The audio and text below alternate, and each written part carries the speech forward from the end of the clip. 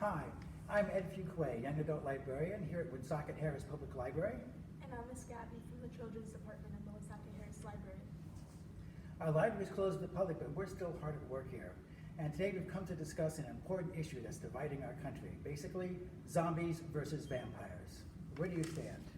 I think that vampires are way more cooler than zombies. So what do you like about them? I like the fact that they have more personality because like zombies are more just like blah in all perspective, and then vampires have like life to them, even though they're dead. True. Yes, I much prefer vampires myself. But I've been discussing debate about this at a science fiction convention several years ago, so I got to hear the other side of the topic. And zombies are enormously popular. They're in movies and in television shows and in comic books. They're all over the place. So there's no question that zombies are enormously successful. But like you said, they both have a lot in common. They're both undead, they're both monsters, but they serve very different roles in fiction. And they're used in very different ways and all the different times that they're used. Both of them have been around for a long time. They're both a part of folklore, but they've also been adapted by pop culture. So zombies, basically zombies represent a lot of different things when they're used. I find vampires more useful than zombies in fiction. Like you said, vampires can talk to you and interact with you, and zombies just want to eat you. Sometimes they want to eat all of you, they're cannibals, sometimes they just want to eat your brains. It depends on the different kind of zombie. Also, for purposes of this, we're also going to be talking about things that are like zombies but aren't exactly zombies.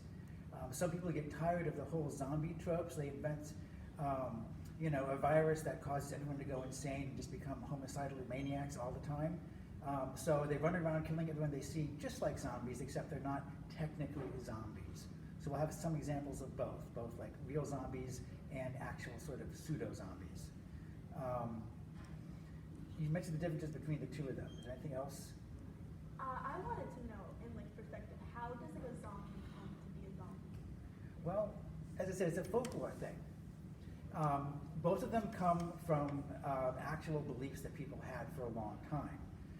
However, the versions we have of them in pop culture now have very little to do with their background. The zombies originally came from Voodoo, from the Caribbean, from Haiti in particular, and that was something that was brought over by the African slaves from Africa. So you can say the history of zombies goes like all the way back to Africa. On the other hand, there's very little in common with African folklore and the kind of zombies that populate like movies and television shows these days. They become completely separate entities.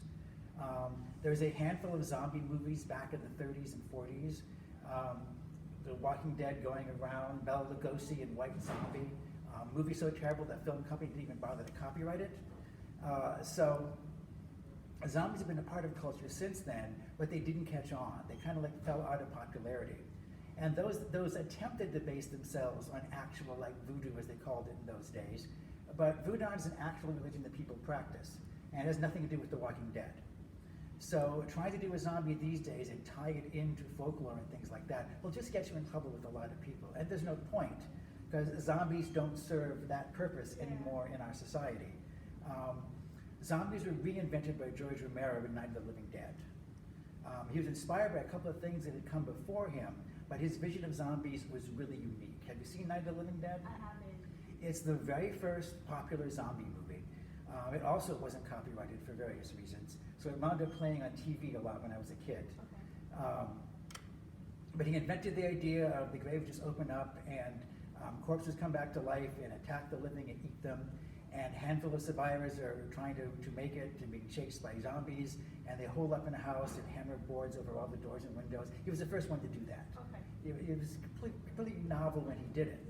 There's some talk about a crashed satellite causing the dead to come back to life through radiation or something, but he never bothers to explain it. Zombies are more of a metaphor than anything else to George Romero. I feel, and I don't have a quote from George Romero to prove this point, I feel that to George Romero, zombies represent the basic mass of humanity. In a sense, everyone is a zombie. If you look at it like a giant metaphor, everyone starts out when they're young, and they have a personality, and they're different and unique and so forth. You can grow up, and you're absorbed by society. You get a job, you go to work every day, you get a house, you have a mortgage and things like that. And before you know it, you're one of those like faceless hordes filling the streets and so forth. 1 in a million. Exactly. You become nothing. You're absorbed by the crowd. You become nothing but a zombie, lurching from job to home and home to job and so forth. So to a certain extent, the human beings represented individuality that was gradually being crushed by the horde of every single other person in the world who was destroying you. And the sequel to Night of the Living Dead, Dawn of the Dead, is almost entirely set in a shopping mall. And that was his metaphor for our consumer society. We're consumers who live to buy things, to consume things. And zombies to George Romero literally wanted to consume you, right? Yeah. So it's set inside a shopping mall because zombies remember being human. And they know that in a sense they belong in a shopping mall. So they go in there and go through all the motions of shopping, even though they're now zombies and don't have any money to buy anything. So pretty much what you're trying to say is like zombies are more metaphorical, like they're pretty much just like more of like a how we Exactly. are. Exactly. They symbolize things. And they're also real monsters that attack you and try to kill you. Okay. The other thing about zombies, the other metaphor they use for them is that they're really good to bring up that old trope about man is the real monster. Are you familiar with that one? Yeah. Yeah, so in zombie movies, zombies are attached to an apocalypse, almost always.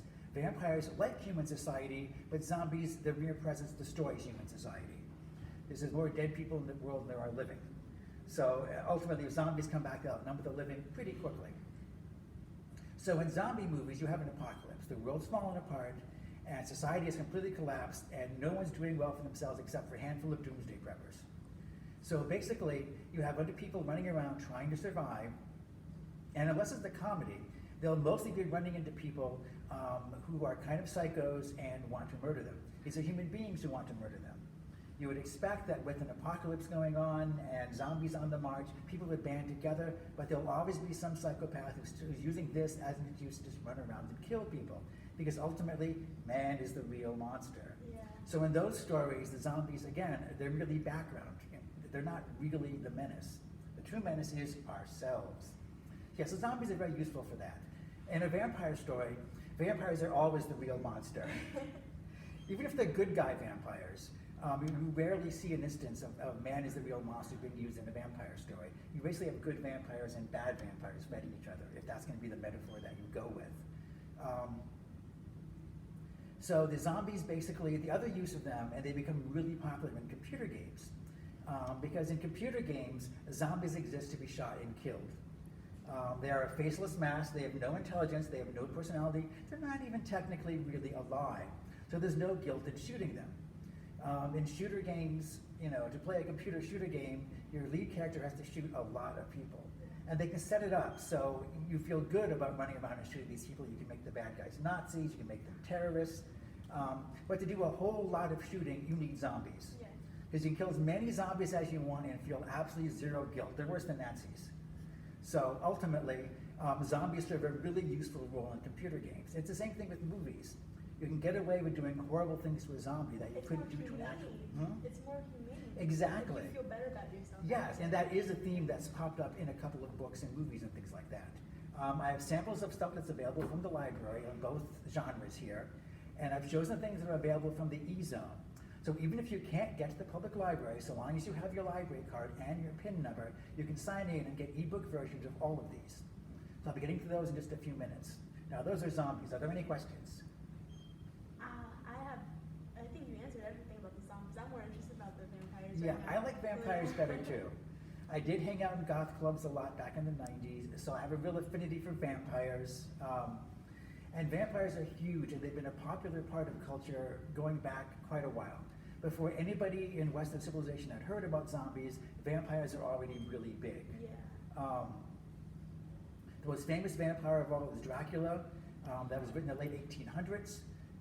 It was immediately made into a play, an unauthorized play originally. Dracula has appeared in more movies than any other fictional character except for Sherlock Holmes. Really? Yeah. Oh, wow. There are that many Dracula movies. Wow. Like all like the same like versions? No, they're all different. Okay. There's so many different versions of Dracula out there. It's like impossible to keep track of them all. Wow. Even like, companies in Japan that don't even have a vampire myth to speak of will do Dracula movies because he's that famous. And of course that's available as an ebook as well. Now, vampires are different than zombies. They're both undead. The difference is that vampires are a part of human society. I could do an entire another thing about the history of popular vampires. Yeah. Because they started out as completely monstrous, and then as time goes on, more and more people found they identified with vampires, and they became more and more popular. They became the heroes, Yeah. and humanity, or sometimes werewolves, are the bad guys. And like now, it's kind of more of like a, I don't know, like you want to be one of them kind of at this point. That's the fundamental difference. Both zombies and vampires are threats to you. They want to kill you. The difference is zombies just want to kill you. Vampires make you want to be dead. Yeah. They can seduce you. Mm-hmm. Vampires have the ability to walk among humans, but they're not human. They can pass for human. They can join human society. They can go to parties. They can go to nightclubs and so forth. They'll seduce you. They'll take you home, but all they really want is your blood. Mm-hmm. And that's a potent metaphor. Vampires are predators, Okay. and they're predators in human form. I have a question. So have you ever seen Twilight? Yes. Okay, so you know how the Collins and everything, they were like the vegan version of a vampire. What's your opinion on that? Like the vampires that feed on animal blood? You can do that. That's been used in several pieces of vampire fiction. Okay. Some vampires can survive off animal blood. But if you're writing a vampire story, you want to put the vampires in a real moral dilemma. Drinking animal blood separates them from humanity. Okay. So you don't have to hang out with humans. Yeah. And that makes them a very different breed than the vampire that has to interact with humans. Barbara Hambly wrote a series of vampire books called Traveling with the Night or something like that. I don't have it pulled from my stack because it's not available as an ebook. But her vampires, when they drink blood, have to kill people. They have to drain all the blood. They can't just take a few sips here and there. Okay. So even though the vampires are morally good in your universe, they have to kill. They literally have to kill to survive. So the vampires that attempt to do good will still murder people. And the heroes kind of have to accept that if they get the vampires' help to save their lives, that there's going to be dead bodies left behind. Okay. And that sets up a real moral dilemma. Some vampires just survive by drinking small amounts of blood. So as long as you have vampires that can go drinking a small amount of blood, then a person can survive it. It's no worse than donating blood to a blood bank. Yeah. You are donating blood, it's just to a person rather than a blood bank. It's the same thing pretty much, except they're taking it. Exactly. And who knows what happens to that blood you give anyway. Yeah. Definitely. So you can position vampires as heroes. You can Okay. definitely make them the main character. As we discuss the vampire books, we'll get into Twilight and all its variations and so forth. The most important person in vampire fiction outside of Bram Stoker, who created Dracula, was Anne Rice. Anne Rice was literally the first person to notice how much people liked vampires. Vampires had been around. There was like the Bela Lugosi vampire movies. So all through the 1940s and 1950s, into the 60s and 70s, they were producing Dracula movies. Christopher Lee's Dracula movies coming out from Hammer Films were very popular for a long time. So Dracula's been a part of our cinema for years. He pops up at television shows all the time. If you stop people in the street and ask them to name a vampire, they'll almost always say Dracula. It's just Dracula. Yeah. But Dracula stories are almost never told from Dracula's point of view. They're always told about people who are fighting Dracula. Dracula is the bad guy, and the humans fighting him, the vampire hunters, are always the good guys. Yeah. In fact, the original book Dracula is an epistolatory novel. Do you know what that is? No. They almost don't write them anymore. An epistolatory novel that I could be mispronouncing, because I didn't look this up ahead of time. An epistolatory novel is a story that is told entirely in letters and other documents, like recordings and things like that. So the different people will sit down and write a letter, dearest Mina, I spent 3 weeks now in Castle Dracula. Yeah. And he'll tell what Dracula said to him. You never actually hear Dracula talking in Dracula. You hear other people telling you about their conversations with Dracula. And every person sees Dracula slightly differently. Okay. But he's not that complicated a character, because Stoker wasn't writing about Dracula. He was really only writing about the heroes of the story. That was all he cared about. Dracula was just sort of there. So Dracula literally does not have a voice in the book that's called Dracula. Yeah. He's the only one that doesn't get to record his point of view. Now, several other writers have gone back and done everything from Dracula's point of view. So it has been done. What was I talking about? Yes. The heroes of vampire stories for like several generations were always the vampire hunters. But people love vampires. They want to be vampires. Oh, definitely. Oh yeah, yeah. You're sexy, you're beautiful all the time, you have super strength, you have all these amazing powers. In Twilight, you not only have all the traditional vampire powers, you get extra superpowers like the X-Men. Yeah. So really, there's, you're undead and you have to drink human blood. The sunlight will burn you, but for most people, that's not too much of a downside. That's not much to put up with. Not that. Yeah, there's a television series and TV movie called Night Stalker about a reporter called Kolchak who hunted down vampire in modern day Las Vegas. And that was the first attempt to do a modern day, although it was the 1970s, it was modern day at the time vampire story. Now, Jeff Rice had lived in Las Vegas and noticed that everything in Las Vegas was open 24 hours a day. So you had people working the night shift who were up all night and literally never saw the sun. Yeah. He'd walk to a casino at 1 in the morning and think any one of the people could be a vampire and no one would ever notice.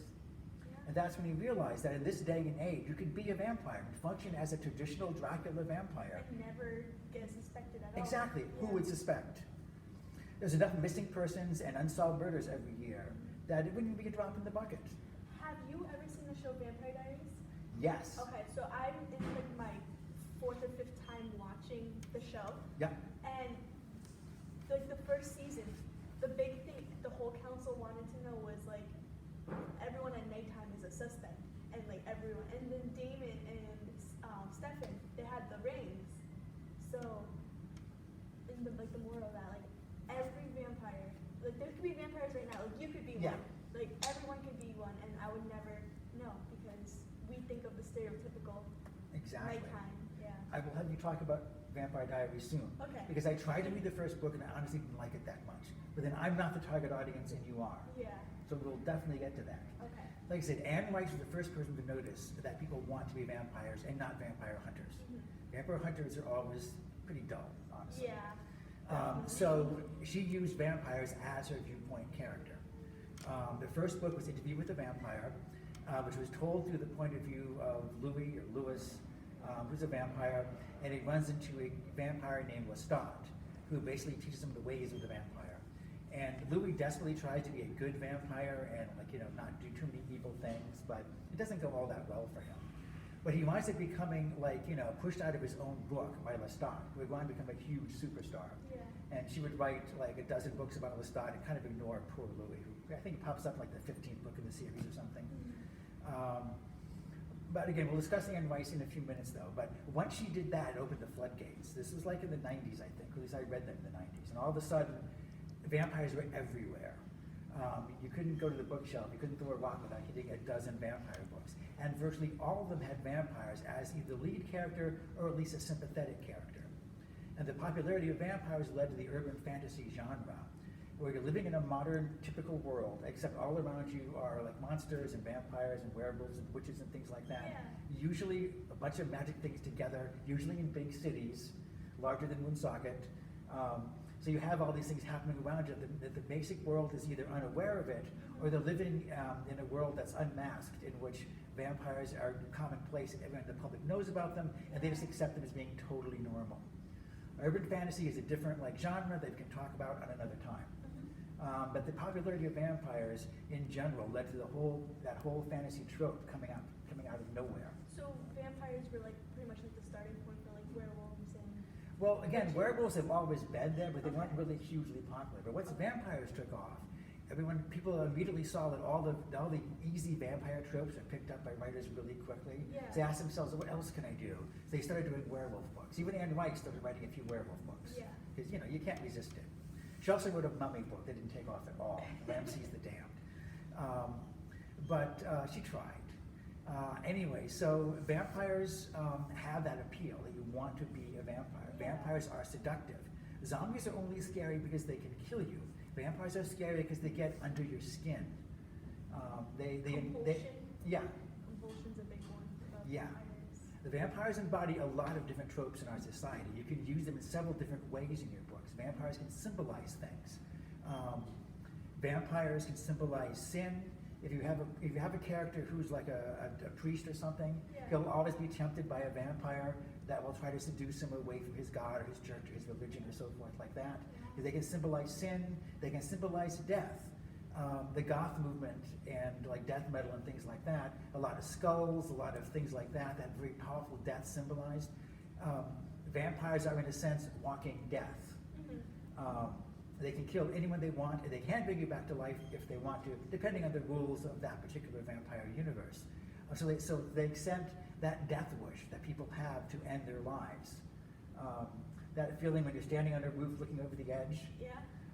Everybody's felt that at some point. Even if you're not suicidal, everyone has felt that at some point. Being with a vampire, you feel that way all the time. You always know the vampire can kill you. It's up to them. They have the power over you. They do what they want. Yep. And also vampires are hugely popular, particularly with people who aren't having that much success with the opposite or sometimes same sex. The vampires are sexy. They have the power of seduction. Vampires are incredibly attractive in almost every version of media, except poor Nosferatu. It looks horrible. Vampires in general embody a very strong sex appeal. They can hypnotize you and make you fall for them. Those vampires don't even have to do that. Yeah. They're that attractive. So the fantasy of being a vampire is probably the fantasy of walking into a room and snapping your finger and being surrounded by attractive girls. They can do that. Yeah. There's a great scene in the movie The Hunger where David Bowie and Catherine Deneuve are winding their way through a crowd of people, and they're looking at all the dancers. You can tell they're picking which one they'll take home and kill. And the rest of the people dancing are totally oblivious to them as they wind their way through the people. Some say the entire like goth craze was started with that one scene in that single movie. So yeah, vampires basically I think are much cooler than zombies. But zombies are much better for action films. Yeah. It's more gore. Yeah, it's more gory.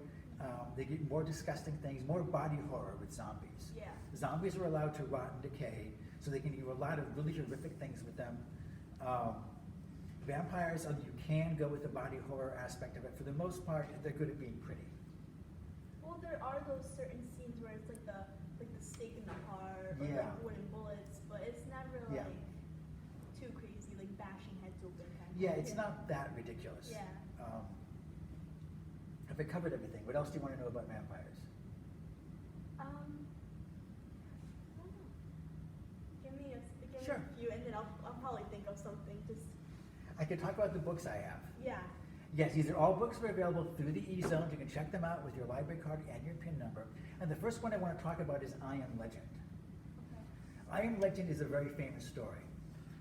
It's really like a novella. It's not even a full-length book. This is I Am Legend and a bunch of short stories by Richard Matheson, who was a real genius of the horror fantasy genre. I Am Legend has been filmed 3 times. As a movie? Yeah. Okay. The picture on the cover is from the Will Smith version, which is the most recent one. But so far, no filmed version has actually had like the guts to do the sucker punch at the end of the book. Even the Will Smith one, it tested so badly with the audiences that they refilmed it and gave it a happy ending. The book is really well done. And it kind of straddles the genres between zombies and vampires because at the time it was written, zombies weren't popular. So he didn't use zombies. However, it's also about a guy like locking himself up in his house and hammering shut all the doors and windows, and the monsters attack every single night and try to bash down the doors and so forth. They're called vampires in the book, but they're not like real vampires. They're very much a faceless horde of monsters trying to kill him. And it's basically his day-to-day struggle for survival. Amazingly enough, it was filmed in the 1950s with Vincent Price. Yeah. It was filmed in the 70s with Charlton Heston, of all people, as Omega Man. It was filmed recently by Will Smith. So it's a brilliant book. I won't spoil the ending. I guess it's short. It's longer than a short story. It's not as long as a full-length novel. It's available on audio, so there's no excuse. You can listen to it while you're washing dishes. No one has the excuse not to know this story. It's really brilliant. We'll talk about zombies first. The most famous zombie book of recent vintage is World War Z by Max Brooks. Brooks, who's the son of comedian Mel Brooks. This one kind of came out of nowhere. The zombies have been around for a while. Everyone knew about them. Then all of a sudden, this book came out. It hit the New York Times bestseller list. It was huge. It was snapped up by Hollywood almost instantly, who made a really mediocre film from it. The picture on the cover of the book is from the Brad Pitt movie, but ignore that. What Max Brooks did that was really unique was he looked at the zombie apocalypse, and usually it's a story of a handful of people running from zombies. That's the zombie apocalypse. This is done through different viewpoints. The book's narrator goes from like one person to another, saying, "So what were you doing? You know, how did you first find out?" and that kind of thing. And each person tells their version of the story. You see it from all these different aspects. It's an oral history of the zombie invasion. So you see it from several different points of view, giving you a mosaic look at a world that's falling apart. And it's really powerful and well done, so it's easy to see why it became so successful. Like I said, it was huge, it made a lot of money. And he followed that up. He didn't do any sequels. A lot of the books I'm doing here are part of long series of things. You get something successful, you can keep going with it. And he could have. He could easily have written a dozen books probably in the world he created, but he chose not to. He did do a spin-off, the Zombie Survival Guide, which is a really great how-to, how to survive in the zombie apocalypse. He gave a lot of thought to how his universe would work. There's a million things he comes up with that you just don't see, ride a bicycle, don't take a car. Wow. Well, a bike's not going to run out of gas. Well, yeah. A car's good for a little while, but there's no one to pump gas. What are you going to do? Well, at the same time, though, a bicycle, they could just get you right there. Right? You're vulnerable, but you can drive a bike faster than a person can walk, particularly if they're shambling a horde. Okay. Unless you're going uphill, Yeah. bicycles are always better. But he lays out exactly like what to do and how these things work, and it's very well thought out. It's a really great little book. But by far the most famous zombies in popular culture is The Walking Dead. Oh, yeah. It was originally a graphic novel by Robert Kirkman. When Kirkman wrote this, it's been around for a while. It wasn't that popular until the TV series, and it took off. It became absolutely huge. As a graphic novel, as a comic book, it's been around for a long time. The comic book recently came to an end. You can buy a full set of them now as big graphic novels in paperback or hardcover, whatever you prefer. Okay. When Kirkman created The Walking Dead, he was interested in the kind of universe that George Romero was working with. He didn't spend a lot of time on the setting, at least not originally, and I've only read the early graphic novels. He was interested in how human beings react to this world. So instead of world building, he did character building, Yeah. creating characters that people liked and cared about, so you really worried about them. A lot of the zombie stuff is kind of shallow, because the characters are really there just to die in horrible ways. But Kirkman didn't want to write that kind of story. Well, in the show, eventually it ended up being like that because I watched the show. Yeah. My parents dragged me into it, and you love a character so much. Yeah, And then eventually they just, Yeah. they're gone. It's just like, oh. yeah, he wanted to make you really care about Yeah. all the characters, put a It's- lot of time on it. It's like you're strung on, kind of so you're just leaning on the edge for every thing Yeah. that happens. That's an example of good writing. Yeah. And it's easy to see why it became so popular. So we have novels that are adaptations of stories that are in the comic books. We also have original novels set in the same universe. And available from the E-Zone is both the books and the graphic novels that you can download. Because every genre that's successful in the adult field is duplicated in the YA field, because YA field is huge these days. So a bunch of writers have tackled this with varying degrees of success. Charlie Higson wrote a book. The first one was called The Enemy. This is the second one. It has a better cover. Higson is the one that wrote the Young James Bond series about James Bond's adventures when he was in college. So he's good at writing action scenes. And this one, they have a virus that basically turns all the adults into horrible flesh-eating monsters. So it stars nothing but young people who are trying to survive in this new world. It's well written, lots of cool action scenes.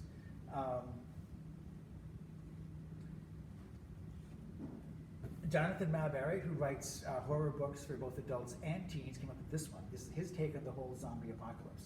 This one is set after the zombies have wiped out most of civilization, and people are living in these enclaves. Basically, they have huge electric fences up to keep the zombies out. Yeah. But to stay in here, you have to have a purpose. You have to have a job. And so a teenager winds up training with his older brother who hunts zombies. And they go out beyond the fence where no one ever goes because it's too dangerous. He goes out with his brother to hunt zombies. Now, what makes this interesting is the fact that he really hates his brother. doesn't really understand what his brother does. Yeah. So it's a character study of these two young people.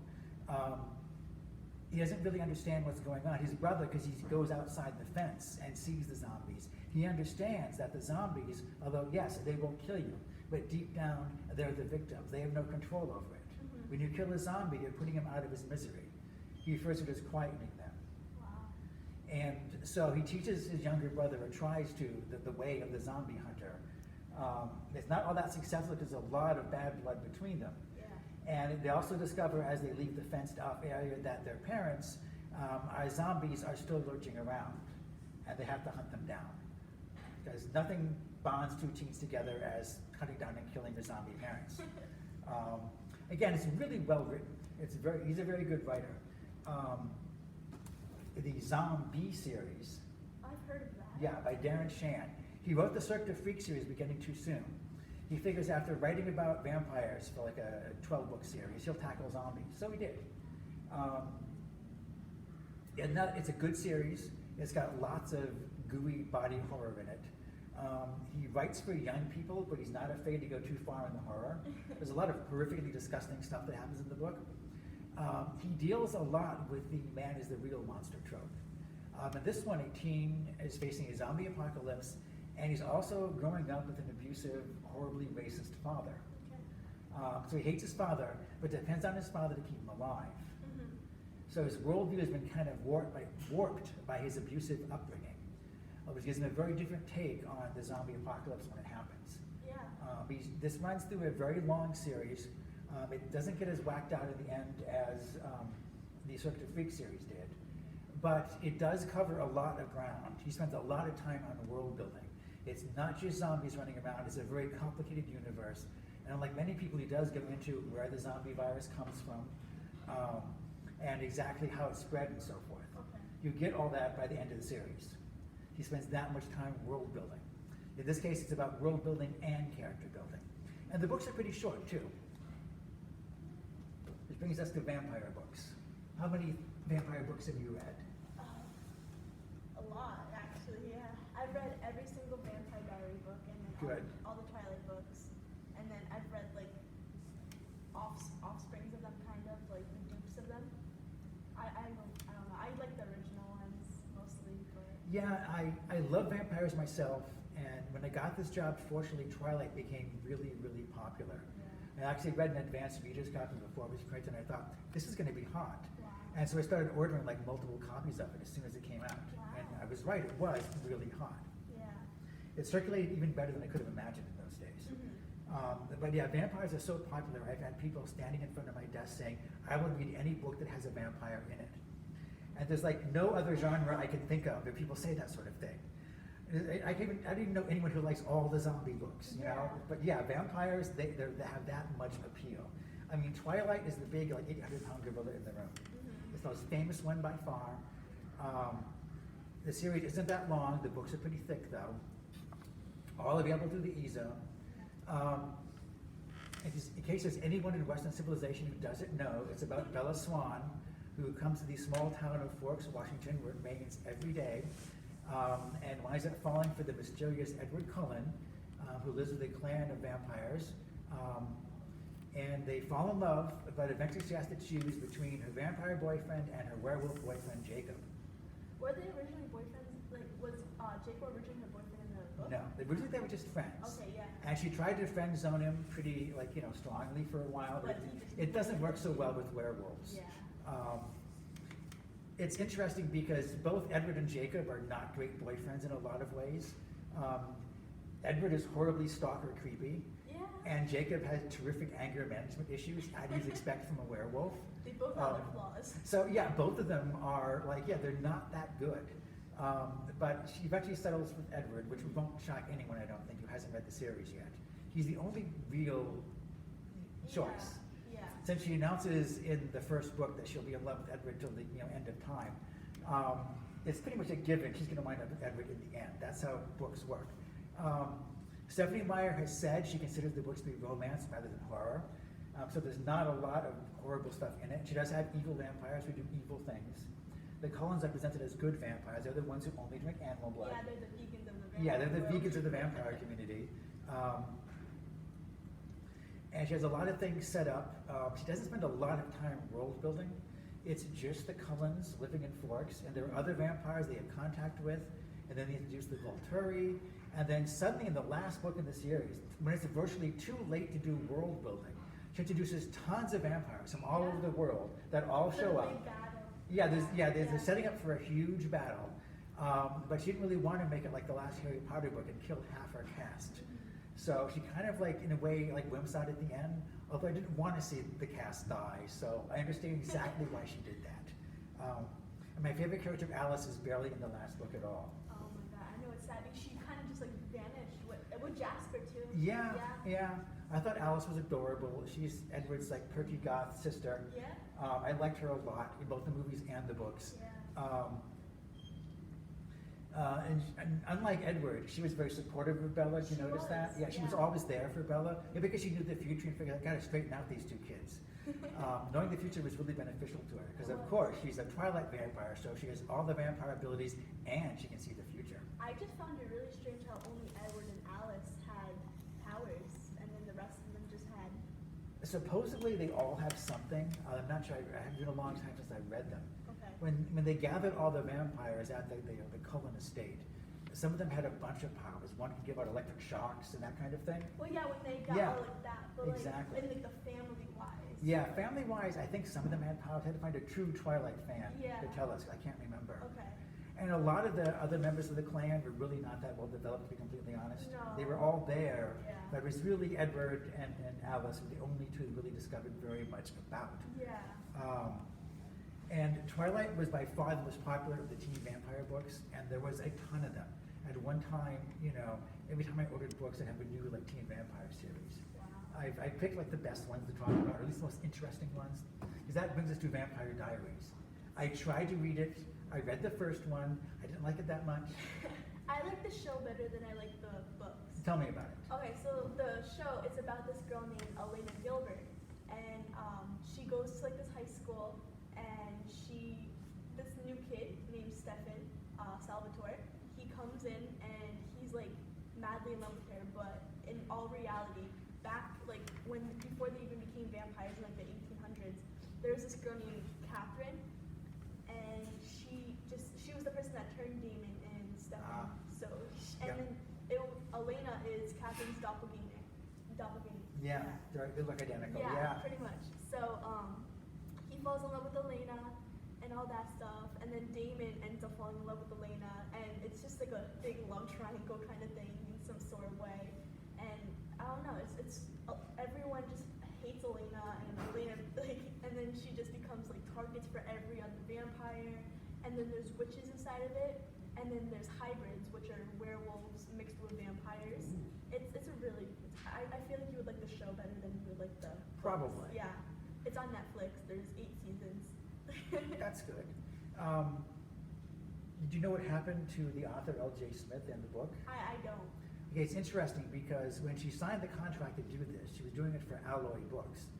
And the contract she signed was actually like a work-for-hire contract. Okay. So although she made the money off the book, Alloy owned the characters. And it was Alloy that made the contract with the television show. Yeah. So she had no connection to the television show. And worse than that, the people who ran the television show, the producers, wanted to produce their own Vampire Diaries books, which they did without her. They hired like ghostwriters to come in, and the books are put out under her name, but they weren't written by her. And she got so annoyed by this, she's now writing Vampire Diaries fan fiction, which is what she wants to happen to the characters. Which opens up a whole big kettle of fish, because fan fiction's really big these days. Yeah. But here you have the person who created the characters writing about them, but it's not technically, legally Vampire Diaries stories, even though she created the characters. Yeah. So it's considered fan fiction from a legal standpoint, but not from like a moral or philosophical standpoint. She has more right to write about these characters than anyone. So does she like still use like the regular characters? Yeah. Okay. But they take a very different path than the later books or the movies. Okay. Because we've got like a bunch of Vampire Diaries books. We have like a whole shelf full of them. Yeah. Right down there. However, I'm not even certain how many of them were really written by the author. Wow. At some point, they replaced her with a ghostwriter. I've never known that. Yeah, she didn't like the direction the characters went in either the books or the TV series, so she wrote her own version of what happened to the characters. Yeah, the last few seasons are a little iffy. Yeah, Because that tends to happen. They kind of kill off like the main character pretty much. So So does Elena become a vampire? she does. She does. I kind of hope she would. So pretty much everyone in the show is pretty much a vampire Yeah. except for her younger brother and then her ex-boyfriend Matt. Yeah. But like pretty much everyone is one. Well, this book is famous. It became popular, really super popular, only after Twilight. But it was written before Twilight. Was it? Yes, it came first. And people have accused Stephanie Myers of being influenced by this series. Okay. She swears she's never read it. And having read Twilight, she says she's never read a vampire book before. Yeah. And having read Twilight, I believe she's never read a vampire book Yeah, these before. are totally different. Yeah. So yeah, it is. The idea isn't that original or clever. Even in the TV show, they kind of take like little jabs at Yeah. Twilight. So Exactly. So so these came first. This is the original like vampire teen romance books. But that opens up a whole nother thing. Vampires are so popular. One of the things that hit the big time was like vampire finishing school or vampire private schools. We have two series, Marked, which is the first of the House of Night series, and Vampire Academy, which was also recently filmed into a really mediocre film. yeah, it was the movie. They just can't make good movies based on these books, and I'm not sure why. Both of them are about teen girls who become vampires and go to a private school where they're taught how to be a vampire, presumably along with like math and science. Yeah. And both of them, there are shocking secrets of the vampire community that are kept from them that they gradually learn. Both of them have good vampires and evil vampires. I read a couple of each of them in the series. I prefer House of Night myself. I like Zoe. She has a wacky bunch of friends that she hangs out with, Yeah. and her stories are more interesting. The villain is creepier. She has to deal with the fact that some of the vampires, they become vampires spontaneously in this universe. Oh, wow. You're an ordinary teen, and all of a sudden one day you start showing vampiric natures. So they didn't have to get like bitten? No, they weren't bitten. Oh. Technically, she was born a vampire. It's like a latent gene that crops up sometimes. Wow, that's... So she's swept out of her normal high school and forced to go to the House of Night. Yeah. And so she has to navigate like a brand new school and what it means to be a vampire. And the fact that teachers are lying to her about what it means to be a vampire, it doesn't help her one little bit. I haven't read it, so is it like, Yeah. do they kind of make them think that they're like evil, or like do they? Well, no, they teach them all the good things about vampires, but in Okay. fact, some of the vampires don't make it. They spontaneously become vampires, but not all of them are successful. They can degenerate and become like monsters that are totally out of control. Oh wow. And the school always whisks away those students in the middle of the night, and no one knows what happens to them. That's crazy. That Yeah. sounds good. And yeah, it's a threat that hangs over their whole thing, and the fact that one of their teachers is pure evil and is conspiring against them. This also doesn't help things either. She has to expose one of the teachers that everyone trusts and believes in, who appears to be a good character in the first part of the book. I won't spoil it too much. Someone that we're led to trust in the first book turns out not so trustworthy. Oh my gosh, that sounds. It's really pretty well good. done, yeah. Vampire Academy I thought was a little shallower. Again, a vampire finishing school basically. This one is more like a college dorm kind of thing. A young vampire and the human girl that she's with and that she drinks from has been on the run and is forced to come back to school. Again, there are good vampires and there are vampires that are just like over the top evil in this universe. Yeah. And although she's being taught how to be a vampire, she's also being groomed to fight against this evil and to more or less fulfill a prophecy, although it's not exactly a chosen one kind of story. I've only seen the movie about that. So is Yeah. it like the same kind of, so like the human that's like for the vampire? Do they like have to like take like training classes kind of? And Yeah. Okay. It's a huge honor to be chosen by a vampire. Okay. So anyway, Vampire Academy just didn't appeal to me, but then I'm not its target audience, so that's not necessarily a thing. Yeah. There's also the Morganville Vampire series by Rachel Kane. Are you familiar with this? No, I have. I like this series a lot. Morganville Vampires, it's not a high school vampire story, it's a college vampire story. Completely different. Yeah, a girl goes to college in a small town in Texas, and she gets there and discovers, much to her shock and surprise, that the entire town is run by vampires. Not only that, there is a magic spell cast over the town. So even after you're attacked by a vampire, you can't tell anyone about it. And you're kind of trapped there, and if you find a way to flee the town, you'll automatically get amnesia and forget everything about the vampires. That sounds cool. So people actually attend college there to get drained on a regular basis by the vampires in town, and then they get their degree and leave. And they forget all about it. That's Yeah. cool. Her vampire community is complicated. There are good vampires, there are bad vampires, basically the whole range of human personality. Ones you can trust, ones you can't trust, and there's all kinds of other characters, ghosts and things like that. The girl on the cover isn't the heroine, she's the goth chick that rents part of the house that the heroine is sharing, Yes. along with a ghost that she falls for. Ghosts? There's a ghost in the book, yeah. It's really pretty cool. I didn't get a chance to read all of them, but they're quite nicely done. Rachel Kane's a good writer. Yeah. Again, as the character was appealing, I was rooting for her. The premise of the whole town controlled by vampires, but at the same time, the outside world being completely oblivious, is kind of a cool and scary one. I like that a lot. Yeah. Did I talk about Interview with the Vampire? I think I did. Yeah. Yeah. Interview with the Vampire is not a teen vampire book. It's aimed at adults, but there's not that much real adult content. In her universe, vampires just drink blood. Okay. They seduce mortals just to drink their blood, nothing else. That is enough for them. That fulfills all of their needs and desires. So it's kind of a sexy book. I mean, they hired Tom Cruise, back when he was still considered sexy, to play Lestat in the old movie version. Yeah. So that was what the trope they were going with.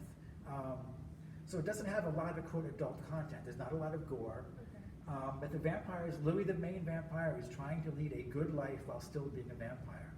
And it's a great concept. He's unfortunately blown out of the water by the much more charismatic Lestat, who would like to be a good guy, but doesn't actually care enough to do good things. To try, yeah. At one point, in one of the later books that's narrated by Lestat, he talks about only drinking the blood of murderers and rapists. But despite the fact that in the first book he kills several people that have the faintest idea who they are. So I think his rules are more like guidelines for doing right things.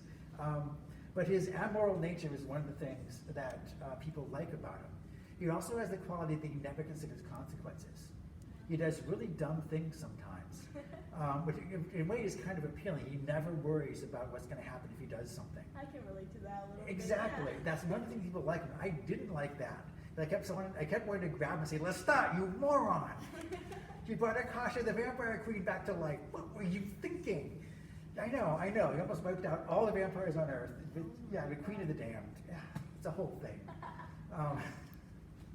So yeah, I understand why people like Lestat. Anne Rice is a good writer. She does a very good job with the genre. She certainly brought the modern vampire to life, so to speak. But yeah, I stopped reading her books, as most fans did, I think, after a few volumes in the series. She's still writing them. A brand new Lestat book came out just like last year. Wow. So yeah, she's still writing vampire Lestat books. She quit for a while and then went back to them again because there's a lot of money in vampires. There's still a lot of money in vampires. Mm-hmm. Even with zombies being hugely popular, vampires are still big. Yeah. The last book I want to talk about, just at the bottom of my stack, is Cirque du Freak, or The Vampire's Assistant. This one is by Darren Shan again. He did the Zombie series. Yeah. This is really popular. I read it. Yeah. It's written at a level for like middle school kids to read, but the content is pretty graphic. Mm-hmm. Shan isn't afraid to go really overboard with horrific stuff happening to the main character. He has awful things happen to him, and he winds up becoming a sort of half vampire and has to find a way to cure himself while defeating a whole bunch of like evil, monstrous vampires. It's crazy. Oh yeah, the climax of the story, there's a lot of world building. The climax of the story involves time travel and other dimensions, and it just shoots way out of the ballpark. So it's not just a vampire story. It starts relatively simply, and each one spirals, like raises the stakes and spirals like more and more out of control. He starts out as an ordinary guy, then he's swept up in this magic circus, and then before you know it, he's in the Carpathians fighting monster vampires that are immortal and unkillable, and it's like, yeah, it's a whole thing. The books are relatively short. They were extremely popular for a long time, not as popular as they used to be. I don't see them flying off the shelf like they used to. And there's no reason why they shouldn't. They're really good books. This one in his zombie series. If you like vampires or zombies, I think he does a really good job with both of them. Any questions? No, I think you answered everything, honestly. I can't have answered everything. No, that I can think of at the top of my head, you definitely did. Yeah, like I said, vampires and zombies. Yeah. I like vampires more than zombies, but zombies definitely have an important place. They're both huge tropes in pop culture. There's a lot more things I can discuss. I mean, not right now, but in the future. In the future, Yes. So I have been Ed Fuquay. We're coming to you more or less live from the Woonsocket Harris Public Library. I'm Miss Gabby. We hope to see you soon back when this is all said and done with. So have a great day. Thank you for joining us. Bye. Bye.